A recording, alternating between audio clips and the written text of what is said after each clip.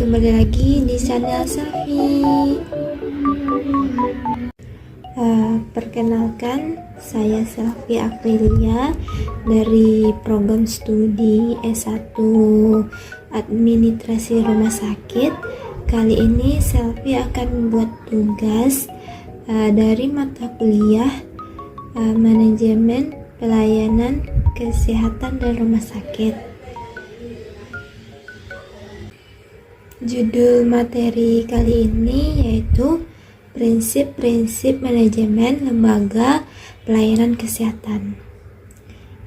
Sebelum Selfie jelasin lebih lanjut, teman-teman semua bisa subscribe, like, komen, dan share ya. Sebelum Selfie menjelaskan lebih lanjut apa itu prinsip-prinsip manajemen lembaga pelayanan kesehatan, Selfie akan terlebih dahulu menjelaskan apa itu manajemen pelayanan kesehatan atau lembaga pelayanan kesehatan.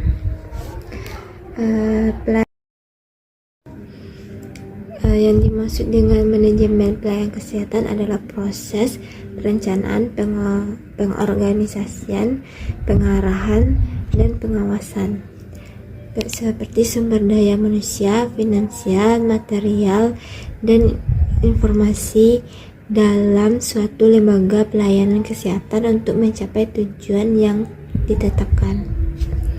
Adapun manajemen lembaga pelayanan kesehatan yaitu proses yang kompleks dan dinamis untuk mencapai tujuan yang optimal, yaitu dengan memberikan pelayanan yang efektif dan efisien. Maka diperlukan prinsip-prinsip manajemen yang tepat. Selanjutnya, Selfie akan menjelaskan prinsip-prinsip manajemen lembaga pelayanan kesehatan. Prinsip-prinsip utama dalam lembaga pelayanan kesehatan yaitu ada 8. Yang pertama, fokus kepada pasien. Yang kedua, efisiensi dan efektivitas. Yang ketiga, kualitas. Keempat, keadilan. Yang kelima, koordinasi dan kolaborasi. Yang keenam, kepemimpinan. Ketujuh, inovasi. Dan kedelapan, etika. Saya akan menjelaskan kedelapan prinsip tersebut beserta dengan contohnya. Prinsip pertama yaitu fokus kepada pasien. Seluruh aktivitas dalam lembaga pelayanan berpusat pada kebutuhan, keselamatan, dan kepuasan pasien.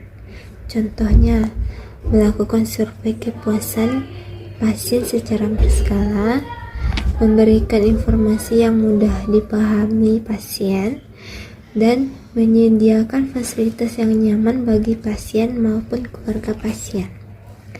Yang kedua yaitu efisiensi dan efektivitas, yaitu menggunakan sumber daya seperti tenaga kerja, anggaran, dan peralatan secara optimal untuk mencapai hasil yang optimal.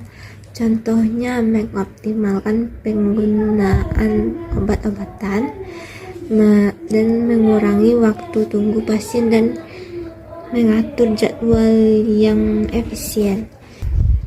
Yang ketiga yaitu kualitas, menetapkan dan mempertahankan standar kualitas pelayanan yang tinggi. Contohnya, melakukan audit medis secara berskala untuk memastikan kualitas pelayanan.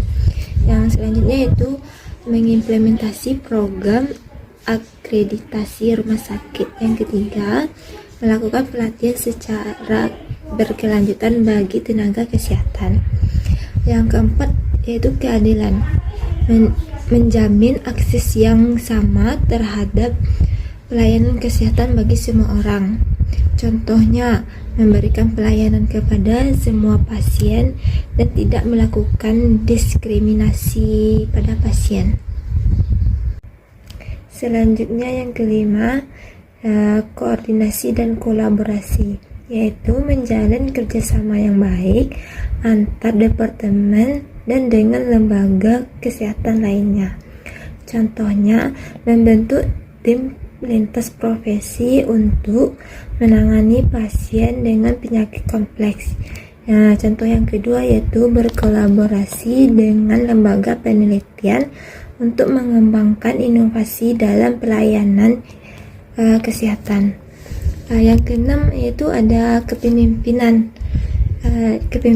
Kepemimpinan yang kuat dan visioner sangat penting dalam mengelola lembaga kesehatan. Contohnya, menetapkan visi dan misi yang jelas bagi lembaga. Contoh yang kedua yaitu memotivasi tenaga kesehatan untuk memberikan pelayanan yang terbaik. Contoh yang ketiga yaitu mengambil keputusan yang tepat dan cepat dalam situasi yang mendesak. Yang ketujuh yaitu inovasi. Inovasi adalah terbuka terhadap perubahan dan terus mengembangkan layanan kesehatan.